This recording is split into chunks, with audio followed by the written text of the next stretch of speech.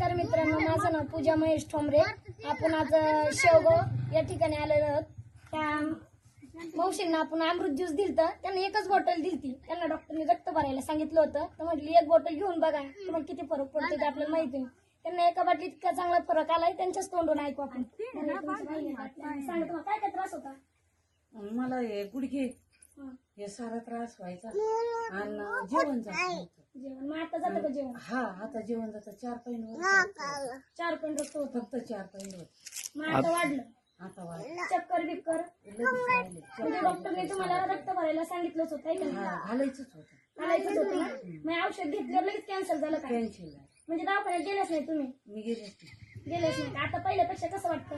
आता बरं वाटतं. फक्त गुडघ्याला थोडा गुडघे म्हणजे गुडघ्याच नॉर्मल दुखते, पण बाकी सगळा फरक पडला. रक्त भरायचं कॅन्सर झालं.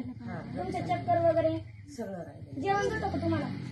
3 टाइम 3 टाइम जातं का? पहिले किती टाइम जेवत होते? एकदा जेवले ते संध्याकाळी 2 टाइम. आता 3 टाइम. आता आनंद चांगला आहे का नाही? सगळ्यांनी दिलं पाहिजे का? बरं, चालेल चालेल.